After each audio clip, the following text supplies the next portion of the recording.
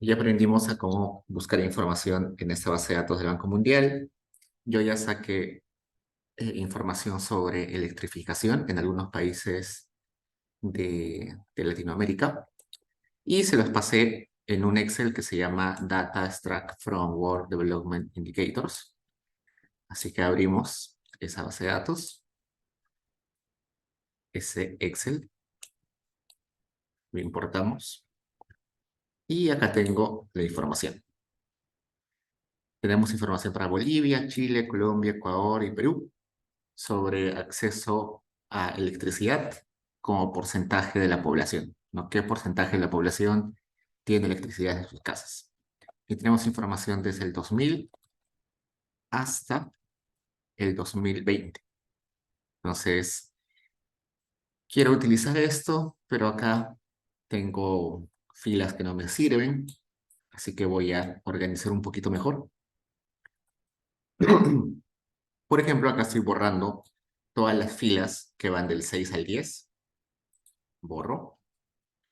Y esta base de datos parece que está en formato, bueno, es panel, pero está en panel, parece white, ¿no? No parece formato panel long.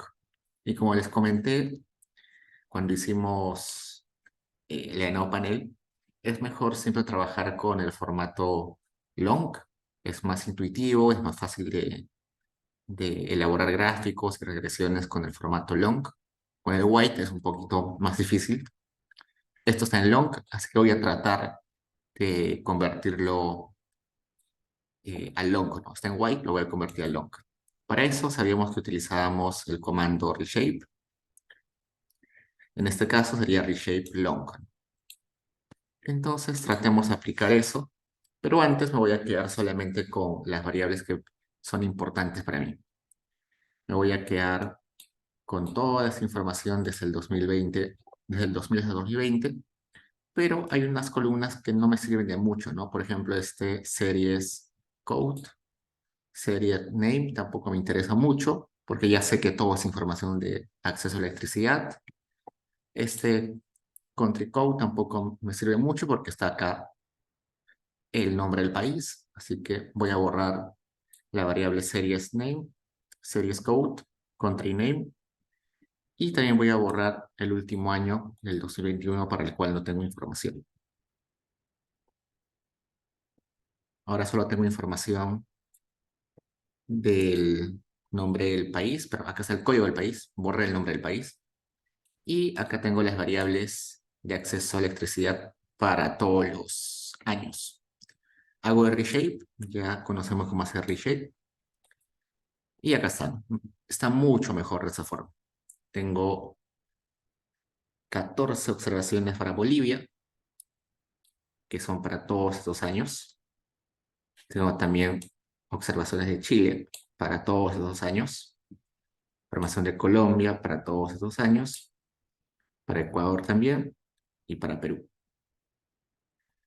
Acá le voy a cambiar los nombrecitos. Lo voy a poner a YR, que sea la variable electricidad o electrificación. Y tratemos de graficar la evolución del acceso a electricidad en los diferentes países. Como tengo uno, dos, tres, cuatro, cinco países, voy a hacer un gráfico two-way con 5 líneas. Entonces pongo two-way, abro paréntesis 5 veces, una, dos, tres, cuatro y cinco, ¿no? Para los 5 países. En la primera línea voy a poner, quiero una línea que me explique la evolución de la electricidad a través de los periodos, pero solamente para las observaciones que son para Bolivia. Y esa línea pónmelo en color verde. Luego, necesito otra línea donde también vea la evolución del acceso a la electricidad a lo largo de los periodos. Sí, solamente es información para Chile y eso pónmelo en un color azul oscuro. Lo mismo para electricidad para Colombia, lo pongo en un azul claro. Electricidad para Ecuador, lo pongo en naranja. Y electricidad para Perú, lo pongo en color cranberry. Hago algunas modificaciones pequeñas, como modificar la etiqueta LGY, perdón, el título de la etiqueta LGX. Le voy a decir que la leyenda, para identificar qué línea corresponde a qué línea, estoy diciendo, la primera línea se refiere a de Bolivia, la segunda línea se refiere a Chile, la tercera a Colombia, la cuarta a Ecuador, la quinta a Perú, y que me lo ponga en una leyenda que tenga 5 columnas y que no ponga el color, acá dice sin color de la región que es el fondo del gráfico. El fondo del gráfico va a ser sin color. Y acá está. Esta es la evolución del acceso a la electricidad para los 5 países. ¿Qué noto ahí? Lo primero que sale de la vista es que para el 2020 el acceso a electricidad es bastante alto para todos los países.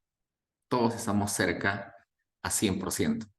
El único que está un poquito rezagado es Bolivia, pero aún así tiene un acceso a electricidad mayor al 95%. Chile y Colombia están raspando el 100%, deben tener 99% o inclusive 100%. Lo veamos acá. En Bolivia en el último año tiene 97% de acceso a electricidad. Chile ya tiene 100% de acceso a electricidad. Colombia también tiene 100%. Ecuador 98,85%. Perú 99,31%. Entonces, lo bueno que se nota en ese gráfico es que todos los países han logrado que su población acceda a electricidad. Esos porcentajes bien chiquitos que todavía faltan, en algunos casos, son básicamente población rural que vive en comunidades muy chiquitas, de muy pocas personas, ¿no? No sé, una comunidad campesina donde viven solamente 50 personas. Entonces, llevar electricidad para 50 personas tiene un costo per cápita muy alto. Por eso es que todavía no llega. Pero son muy pocos, felizmente. Otra cosa que llama la atención es que para el 2000 habían 2 países que estaban bien rezagados, Perú y Bolivia. Perú y Bolivia, bueno, Bolivia tenía un acceso a electricidad de 70% y Perú de un poquito más. Es decir, 3 de cada 10 bolivianos en el 2000 no tenía electricidad. Y también algo parecido para Perú, ¿no? Eso se ha ido superando con mucha velocidad y ya estamos llegando al 100%, tanto Bolivia como Perú, ¿no?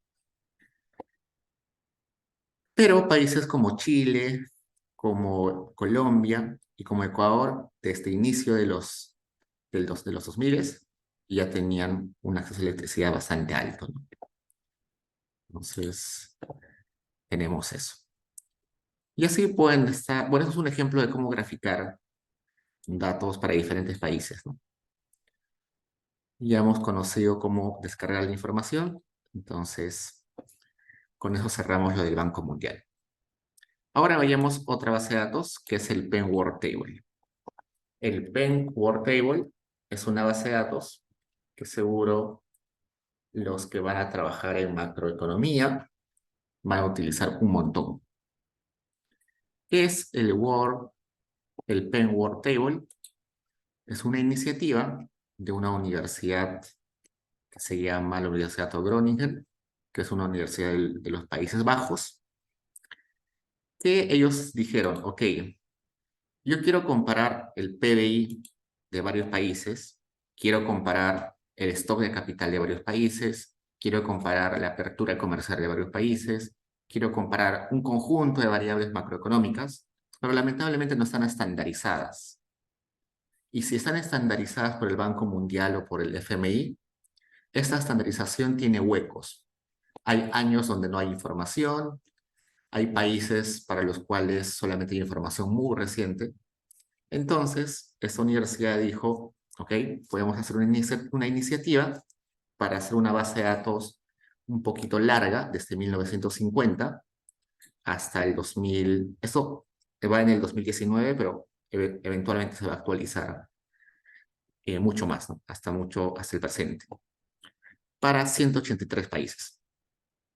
Esta base de datos tiene información para 183 países desde los años 1950 sobre informaciones macroeconómicas, indicadores macroeconómicos, y que son comparables. Descarguemos y vamos a ver qué variables tenemos. Ustedes lo descargan, yo ya lo tengo descargado. Una cosa que llama la atención es esto, Penn World Table 10.01. Eso quiere decir que es la versión 10.01.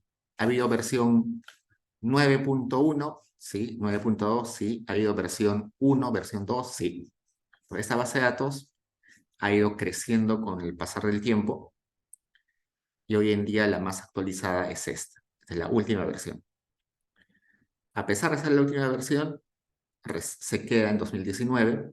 Seguro que eventualmente van a actualizarlo con más hacia el presente, ¿no? Se puede descargar en Excel, en Stata. Yo ya les pasé. ¿Dónde está? Yo lo grabé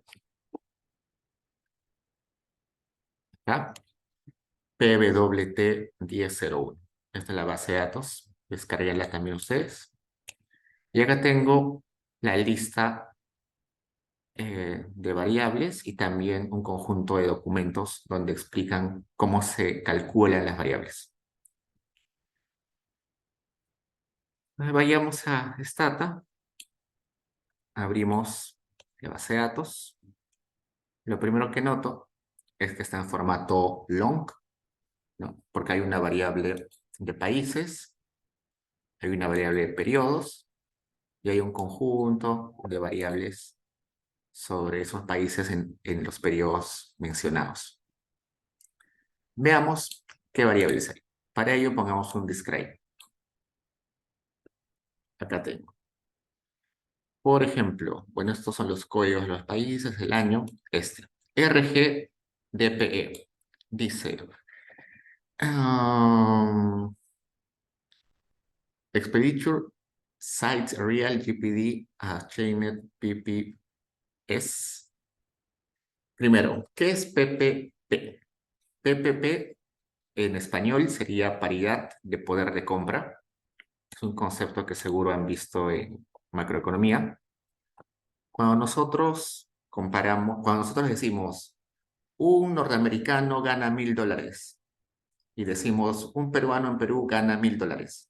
$1.000 en Estados Unidos son muy distintos a $1.000 en Perú, ¿no? Por el costo de vida, por el acceso a cierto tipo de mercancías, por el tipo de cambio, por un montón de cosas. Tener $1.000 en Estados Unidos es muy distinto a tener $1.000 en Perú. Probablemente puedas comprar más cosas en Perú con $1.000 que en Estados Unidos con $1.000. Es por eso que los,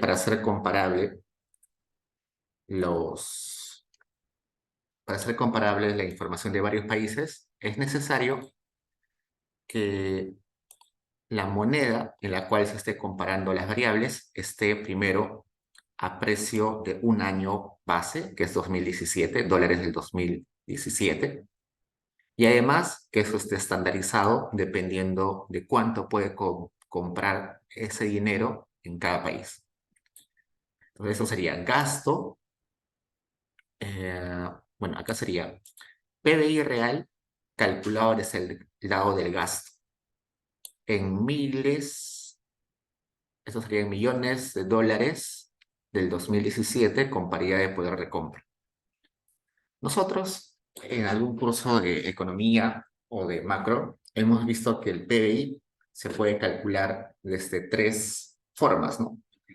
El PBI se calcula desde el gasto, PBI desde el lado del gasto, el PBI desde el lado de los ingresos y el PBI desde el lado de valor agregado.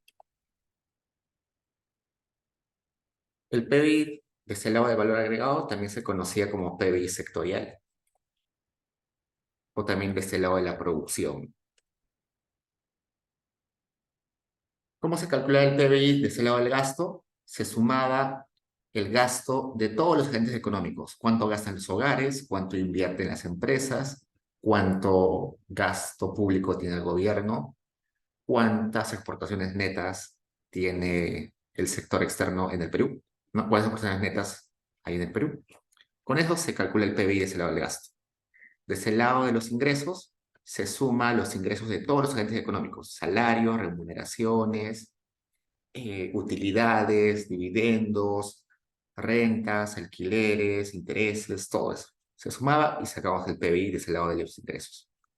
Y el PBI es el valor agregado, se sumaba cuánto valor genera el sector agricultura, cuánto valor agregado genera el sector transporte, cuánto valor agregado genera el sector pesca. Todos los sectores generan valor agregado y todo eso se suma y tenemos el PBI desde el valor agregado. Entonces, me está diciendo que ellos están presentando el PBI real, que está a precios constantes de dólares del 2017 con paridad de poder de compra, eso calculado desde el lado del gasto.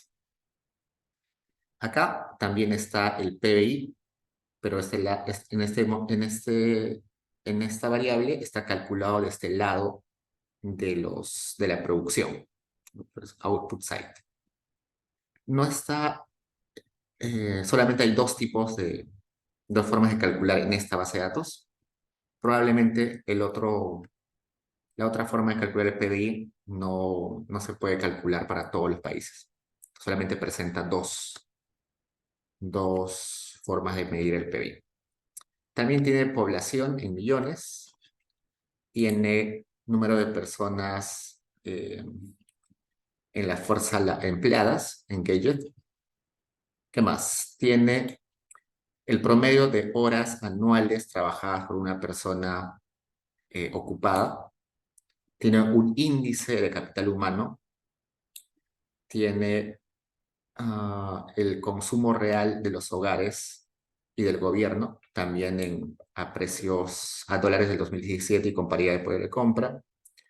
Tiene la absorción doméstica en términos reales. ¿Qué es la absorción doméstica?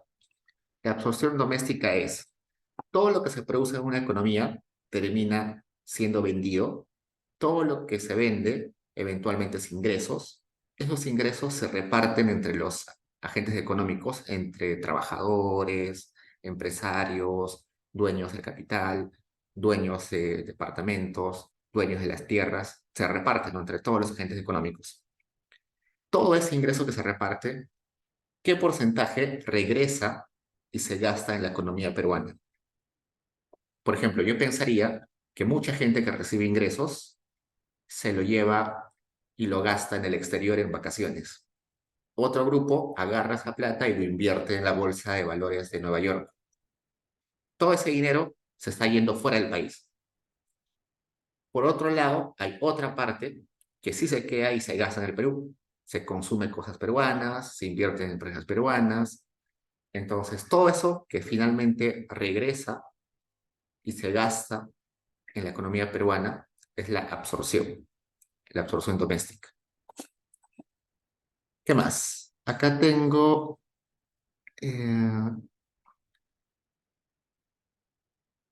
este es Expenditure Side Real.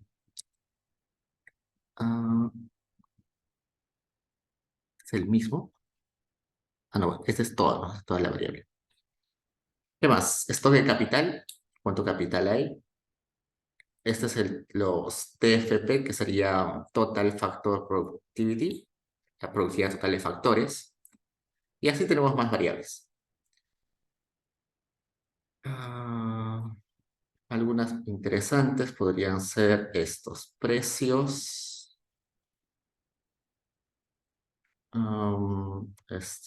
Acá, tasa de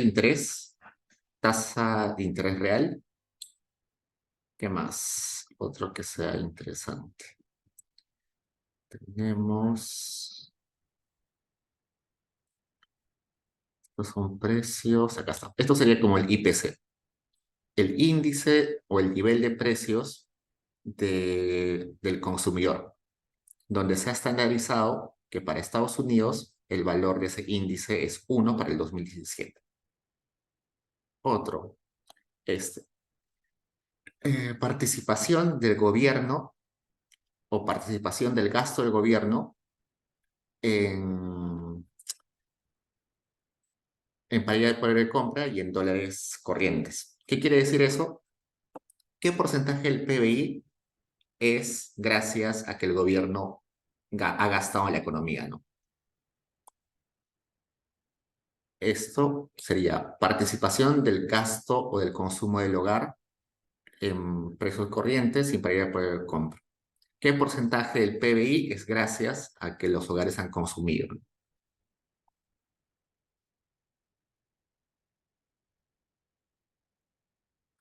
Ya tenemos tipo de cambio en comparación de la moneda nacional con dólar. Tenemos algunas cositas más que vamos a explorar acá.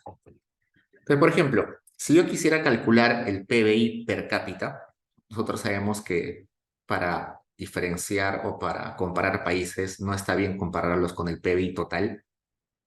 Lo que hay que comparar es el PBI real per cápita. En promedio, cuál es el ingreso o la producción por cada persona. Entonces, ¿qué debería hacer? Dividir el PBI real entre la cantidad de población. Ese sería mi PBI per cápita. GDP per cápita. ¿Qué más? A veces es necesario sacarle logaritmos a ese PBI per cápita para suavizar la serie. Usualmente se sacan logaritmos, así que acá estamos sacando logaritmos del PBI per cápita. Luego, a mí también me interesa saber el capital per cápita. Seguro los que han llevado teoría del crecimiento, el capital per cápita aparece en varios modelos. Por ejemplo, en el modelo de Solos One aparece el capital per cápita. El capital total de la economía está en la variable RNNA. Si quiero capital per cápita, lo divido entre población. Para suavizarlo, le saco el logaritmo. Y ya tengo el logaritmo del capital per cápita. Luego, TFP, nosotros dijimos que era productividad total de factores. ¿Qué es eso? Nosotros sabíamos que la producción está en función de la cantidad de mano de obra y del capital. Usualmente se dice que esa función de producción es una Cobb-Douglas de A por K elevado a la alfa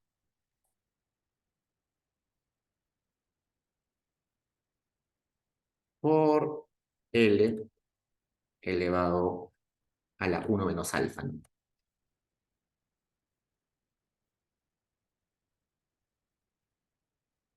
Típicamente así se representa una función de producción. Entonces, ¿qué cosa es alfa? Alfa es la participación del capital en la producción. ¿Qué es 1 menos alfa? La participación de la mano de obra en la producción. ¿Qué cosa es A?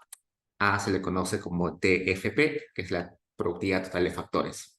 Me está diciendo cuán productivos son los factores cuando se combinan entre sí, que a veces se interpreta como el desarrollo tecnológico de- del país, ¿no? Si ese TFP, que en ese caso le he puesto A, es alto, el país es muy eficiente y puede producir un montón con pocos insumos, con pocos factores de producción. Si A es chiquito, el país puede producir muy poco combinando mano de obra y capital. Entonces, ese valor se puede calcular,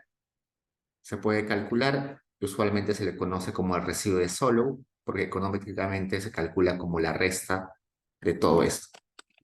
¿Cómo así? Y es un valor que yo conozco, L es un valor que yo conozco y K es un valor que yo conozco, ¿no? Y es la producción, el PBI se conoce, K es la capital, pero el stock de capital de una economía y se conoce, se calcula, se estima cuánto es. L es la población que trabaja, también se conoce. Yo podría sacarle logaritmos acá y sería el logaritmo de Y es igual al logaritmo de A más alfa por logaritmo de K más, es más, es más 1 menos alfa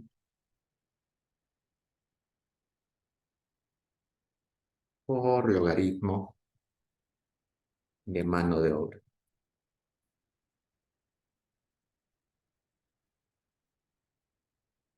En esa expresión, yo conozco logaritmo de Y, conozco alfa, conozco 1 menos alfa, conozco logaritmo de K, conozco logaritmo de L. Lo único que no conozco es logaritmo de A. Yo puedo despejar y el logaritmo de A sería el logaritmo de Y menos todo esto.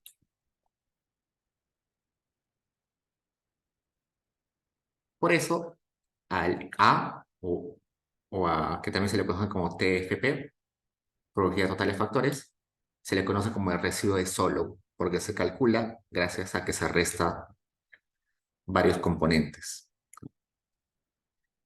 Entonces, comparar ese valorcito es interesante porque nos da una noción de cuán productivo es un país, cuán bien puede combinar los factores de producción para producir la mayor cantidad posible.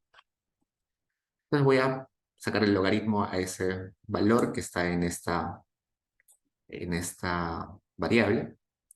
Luego, openness. Openness es una variable que indica el grado de apertura de una economía.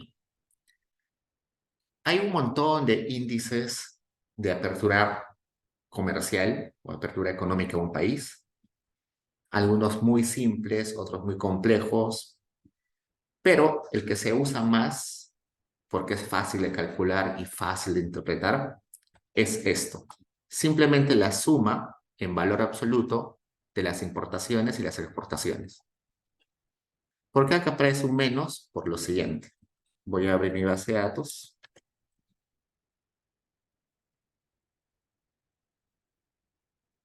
Estas son exportaciones, estos son importaciones. Las exportaciones, todos son positivos. Las importaciones, todos son negativos. ¿Por qué? Porque nuestra ecuación que hacíamos en macro Y es igual a consumo más inversión, más gasto del gobierno, más exportaciones menos importaciones. Siempre consideramos exportaciones netas como la resta de exportaciones menos importaciones, ¿no? Por eso todo está con menos. Pero para calcular el índice de apertura económica se deben sumar en valor absoluto y por eso es que acá le pongo un menos en la resta. Y eso va a ser una variable que me va a indicar el grado de apertura en una economía. Si queremos ser más precisos, podríamos dividir esto entre el PBI para que estemos en un porcentaje. El porcentaje de cuán importante es el comercio con el exterior en porcentaje del PBI. Luego, acá, share, que es la variable CSH sub I.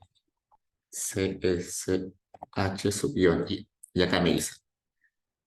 Esa variable es el porcentaje o la participación del capital en la formación del PBI.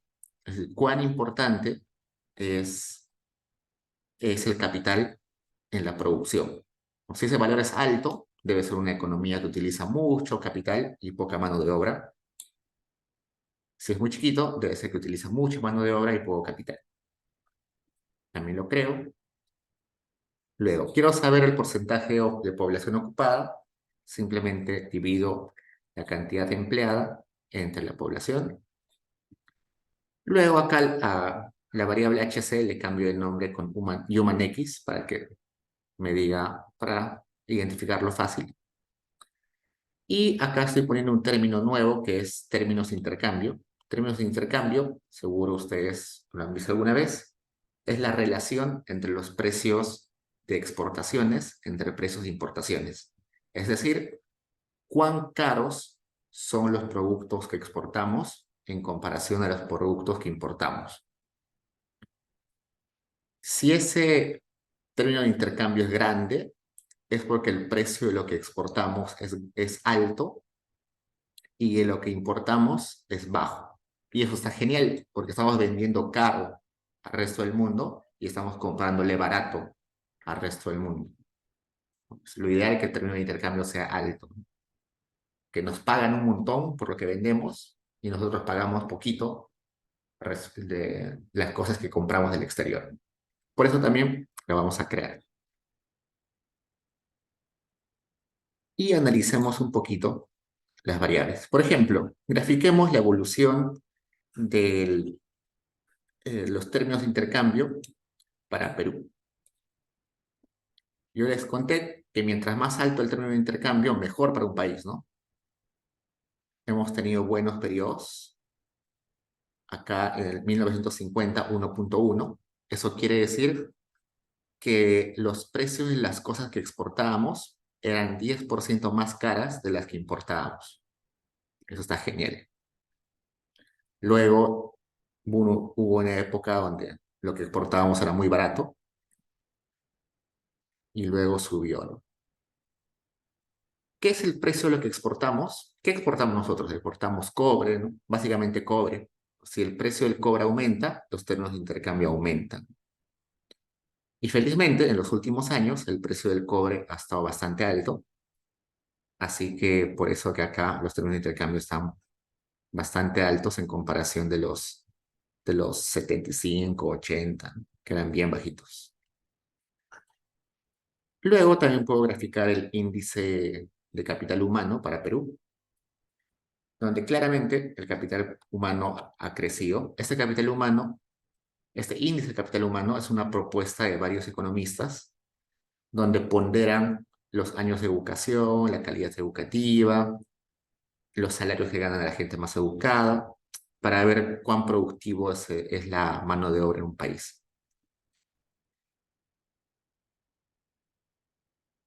También graficamos openness, apertura comercial, y nos damos cuenta que la apertura comercial ha decrecido a comparación de los 50. ¿Por qué? Bueno, en realidad, si vemos desde el 80, se ha mantenido más o menos constante, ¿no? Eso está como porcentaje del PBI.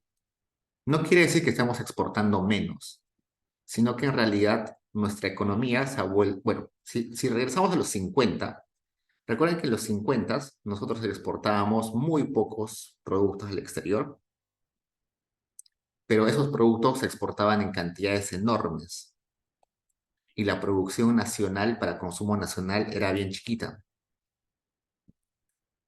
Si bien es cierto, imagínense la época del caucho, ¿no? Cuando había caucho en el Perú, se exportaba un montón de caucho y eso hacía de que los demás sectores de la economía se vieran rezagados. Los demás sectores de la economía estaban medios abandonados. Entonces se exportaba en porcentaje mucho más de lo que se atendía al consumo nacional. Por eso acá era altísimo. Hoy en día el consumo nacional ha crecido un montón. Las exportaciones también, pero el consumo nacional ha aumentado mucho, ¿no? Hoy la gente compra un montón de cosas, sobre todo la clase media, ¿no? Por eso que estamos acá. Probemos graficar la población. Bueno, todos sabemos que la población en el Perú ha crecido exponencialmente en los últimos años. Logaritmo del capital per cápita. También ha habido acumulación de capital. La gente hoy posee más capital, tanto capital eh, en dinero, pero también capital invertido en acciones, en bonos y también capital invertido en empresas y en todo eso, ¿no? ¿Qué más? Acá, ¿se acuerdan de que les hablé del residuo de Solow, el TFP, productividad total de factores? Si esa variable aumenta en el tiempo, es porque nos hemos vuelto más productivos. Veamos. En realidad nos hemos vuelto menos productivos, ¿no? Éramos muy productivos en esta época, hoy en día no tanto.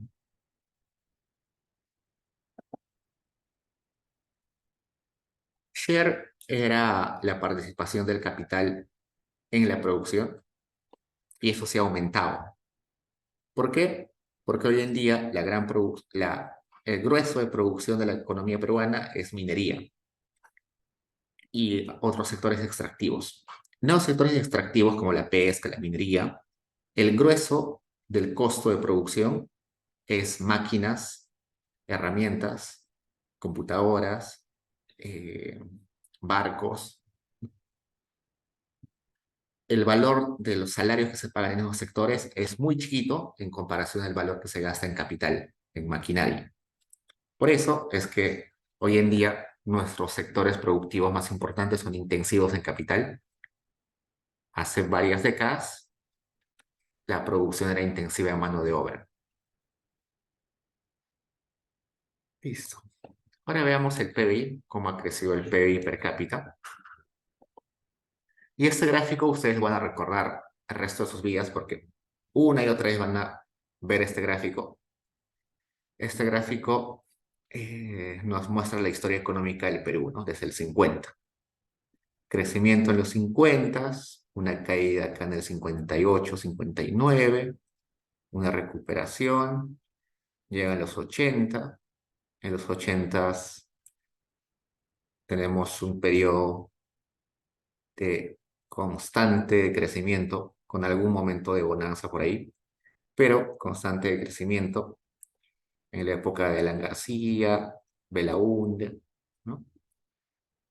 En los 90, con la liberalización, se crece un poco, pero si nos damos cuenta, del 90 al 2000 se crece, pero el crecimiento más importante recién viene desde el 2003, 2002, 2003, donde el crecimiento sí es recontra exponencial. Ahí empieza el boom de materias primas, que termina en el 2017, 18, y acá nos estancamos. Y bueno, si tendríamos datos del 2021, 2022, había caído un poco, ¿no? Entonces, esta es la historia económica del Perú. También lo podemos graficar en logaritmos, y en realidad no cambia la forma, se suaviza un poco, pero la forma sigue siendo la misma. Ahora comparemos los PBIs de 5 países: Perú, Bolivia, Chile, Ecuador y Estados Unidos. ¿Por qué estoy metiendo a Estados Unidos? Cuando se hacen estudios sobre teoría del crecimiento, estudios sobre el crecimiento de los países, se suele comparar a Estados Unidos, se suele utilizar a Estados Unidos como categoría base.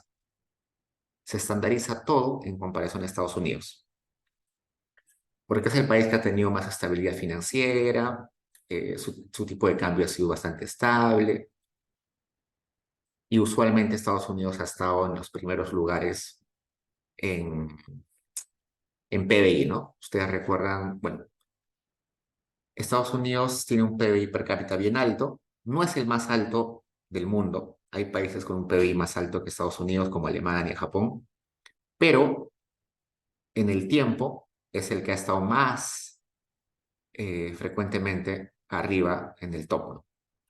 Japón hace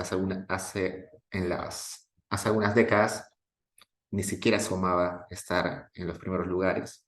Recién con, con su desarrollo tecnológico eh, de las últimas décadas se ha metido en los más importantes, pero antes no era así. Pero Estados Unidos siempre se ha mantenido bastante arriba. Por eso es que utilizamos a Estados Unidos como referencia. Acá está Estados Unidos, ha crecido sostenidamente. Perú está en verdecito, que tiene la misma forma del gráfico de hace un rato, no solamente que está un poquito escalado por ahí. Y tenemos información también sobre Bolivia, que está en azul oscuro, Chile, que está en celeste, Ecuador, que está en naranja. Algo interesante es que Bolivia y Perú Si sacamos una correlación entre Bolivia y Perú, abre una correlación bien fuerte, ¿no?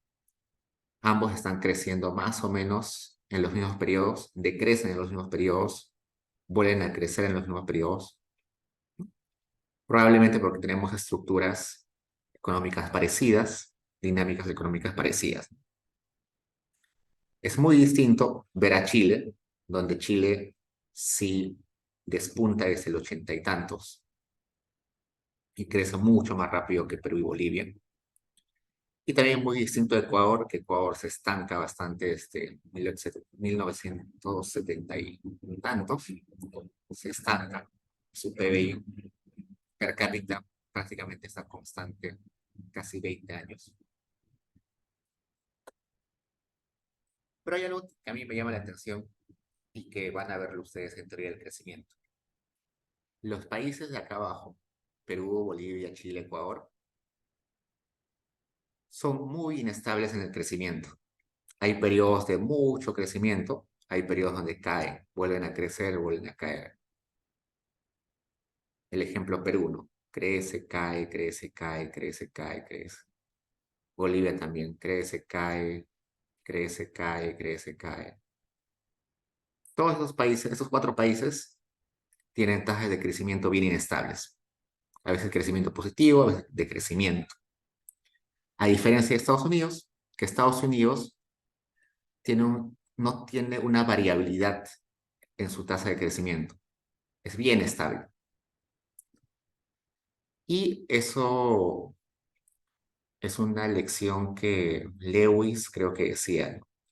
Lewis decía de que los países como Perú son capaces de crecer, pero el problema es que crecen irregularmente, mientras que países desarrollados crecen lentamente, pero sostenidamente. Hay muy pocos periodos de crecimiento acá, y si hay de crecimiento es bien suave. Estados Unidos crece a tasas de 1, 2%, 2,5%, 0,5%. Crece muy lento, pero crece sostenidamente sin eventos extremos. Perú llega a crecer en algún momento a 7, 8, 9%, casi 9, 8%. Crece mucho, pero luego lo pierden con épocas de recesiones. Esa es la historia del Perú, ¿no? Nace un boom, crecemos muy rápido, pero luego lo perdemos en una época de recesión. Volvemos a crecer mucho y luego otra vez recesión. Nuestras bonanzas y nuestras recesiones y épocas malas son muy marcadas. Y eso hace que no tengamos esa inestabilidad.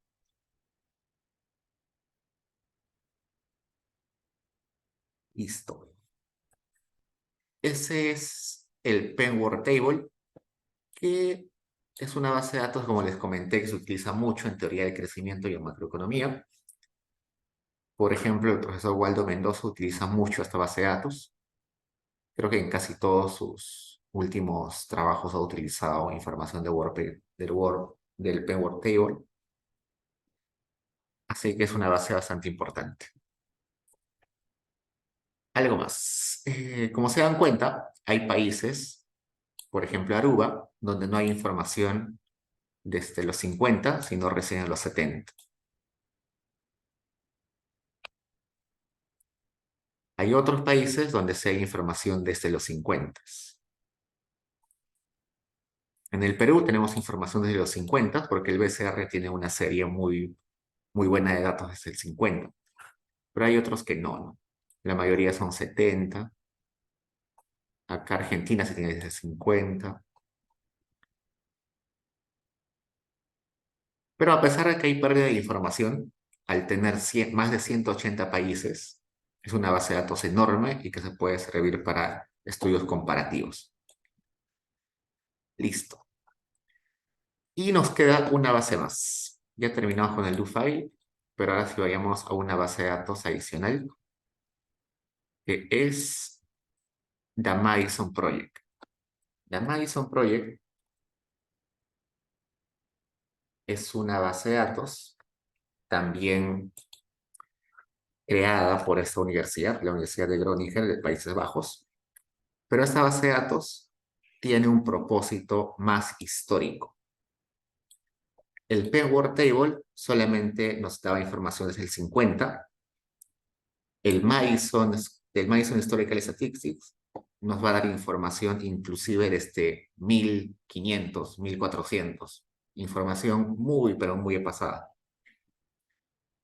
El problema es que solamente hay dos variables que vamos a tener en este Madison Historical Statistics, el PBI y la población.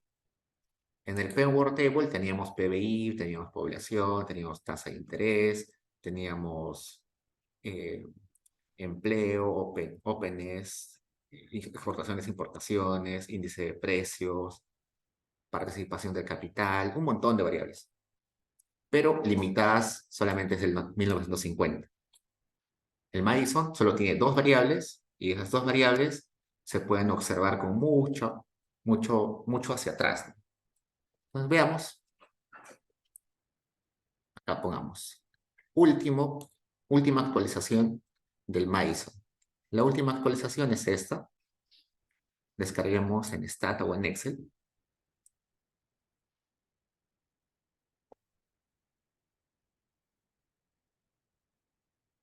Y veamos.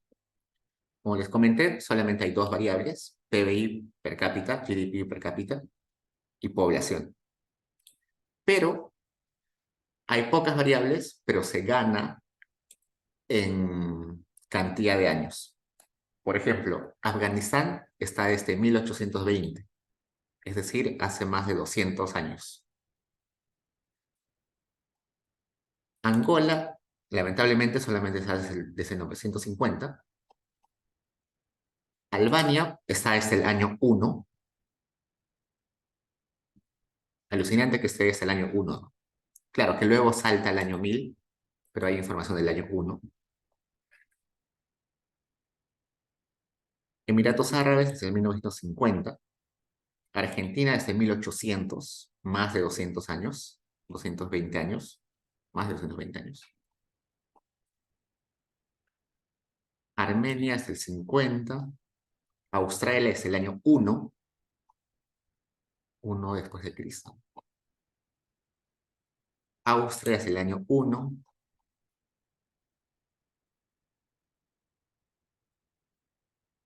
Azerbaiyán desde el 50. Burundi 50.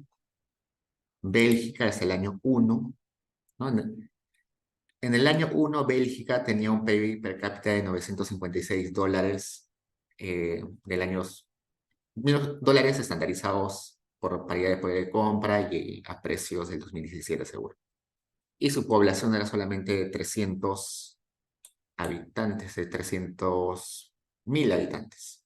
Están en miles, en miles. Buscamos Perú. Perú.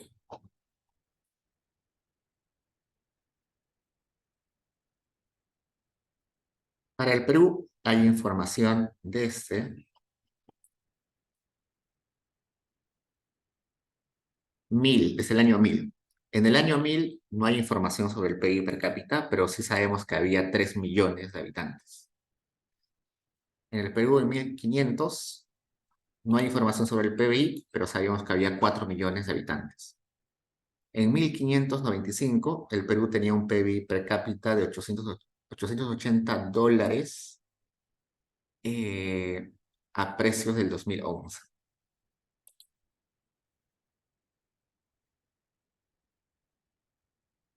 En 1600, el PIB per cápita era 921 dólares a precios del 2011 y la cantidad de población era 1.300.000. 1.300.000. Entonces, está súper interesante, ¿no? Tenemos información desde el año 1000 hasta el año 2020. Es enorme la información que se puede tener.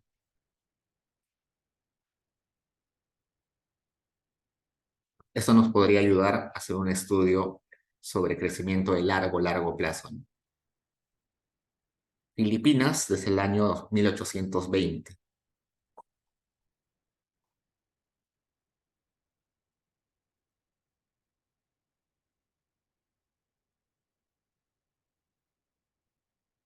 Portugal desde el año 1. Esta es una base de datos utilizada un montón por historiadores y ustedes se preguntarán, ¿cómo así se puede tener información pero tan pasada, tan histórica, inclusive de año 1 y para tantos países? Resulta que este proyecto es un proyecto bastante ambicioso que ha sido, eh, ha sido coordinado e iniciado por esta universidad, pero que tiene ayuda de, de académicos de muchas partes del mundo. Para cada país de esa base de datos hay algún investigador o algunos investigadores que han ayudado a construir esa información. Veamos en Perú quiénes han sido los que han ayudado a calcular y estimar los datos de, de Perú, ¿no? Por acá debe estar, veamos Perú. ¿Quiénes ayudaron a hacer la serie de Perú? Lo ayudó Arroyo Abad y Van Sanden, que publicaron sus resultados en este trabajo, en esta revista, en este artículo. También Bruno Seminario, que tiene un par de libros muy buenos sobre historia económica. También Bartola y Ocampo, que tienen este libro muy interesante. Seminario, por ejemplo, ayudó un montón en construir la serie de 1812 a 1870. Arroyo y Abad ayudaron a construir la serie de 1600 a 1812. Y Bertola y Ocampo del 1870 a 1901. Entonces, estas tres colaboraciones lograron eh, proveer información para esas series. Y así, para cada país hay un conjunto de académicos que han ayudado a elaborar toda esa información enorme. Así que es un trabajo muy, pero muy fuerte. Y es un trabajo que demanda mucho esfuerzo y que a veces tiene errores. Por eso esta base de datos se va modificando muy frecuentemente. Justo en la mañana estaba escuchando eh, un documental por ahí que decía que Argentina en algún momento fue el país más rico del mundo. Y esa información la habían sacado de esta base de datos, el Madison Project. Pero resulta que esa información de que Argentina había sido el país más rico del mundo, cuando se publicó, muchos economistas empezaron a criticar la metodología con la que se sacó esa información y unos años después se reevaluó la metodología, se modificó algunos parámetros y se volvió a publicar los datos y Argentina ya no era el país más rico en ese año, no recuerdo el año exacto, sino que era el sexto país más rico en ese año. Entonces, esta base de datos en una versión anterior ponía a Argentina en algún momento como el país más rico del mundo, pero en la versión corregida eh, se corrigió esa información y se puso que Argentina era el sexto país más rico en ese periodo. Creo que fue hace 200 años esa información. Y bueno, mucha gente hasta ahora sigue diciendo que Argentina en algún momento fue el país más rico del mundo, pero en realidad, luego de hacer las correcciones metodológicas, nunca fue así. Lo máximo que llegó fue a ser el sexto país más rico del mundo. Entonces, si bien es cierto, hay que tener mucho cuidado con esta información, porque es información elaborada a partir de muchas estimaciones y de mucha recopilación de información que tiene huecos y errores, pero es una buena proxy para saber cómo ha crecido y cómo se han desarrollado los países a lo largo de, de la historia. Y bueno, si alguien tiene más dudas sobre esto, acá les explico un poquito. Si ingresan, por ejemplo, a la información de Perú, Bruno Seminario, por ejemplo, explica cómo se crea, cómo ha creado su serie, ¿no? Él explica de que no había información para esos años, pero que él logró tener una serie de datos administrativos del virreinato y del virreinato. Y con esos datos administrativos, él pudo hacer un cruce de información, estandarizar los valores de producción, hacer un poquito de cocina econométrica y finalmente sacar los datos.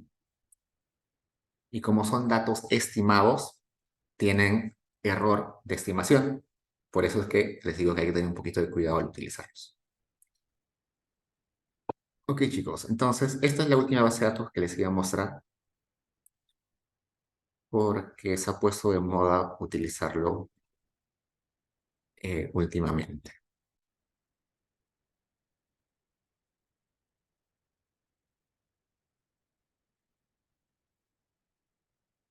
Ok, chicos, entonces eso sería todo el curso. Felizmente hemos logrado terminar todos los temas.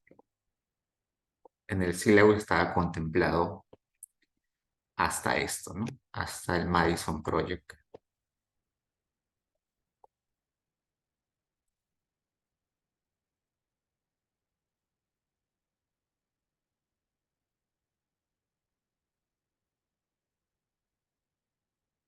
Que teníamos Penword Table y Madison Historical Statistics. Ok, chicos, entonces eso es todo el curso. Lo único que nos queda pendiente es la nota de participación, que lo voy a subir en media hora seguro. Y la evaluación final, que como les comenté, inicialmente la subiría el 27 de noviembre para que la entreguen el 4 de noviembre. Pero si ustedes se ponen de acuerdo y la delegada me avisa, lo puedo subir el 29 para que lo entreguen el 6. ¿Ya? Me gustaría dejarles más tiempo, pero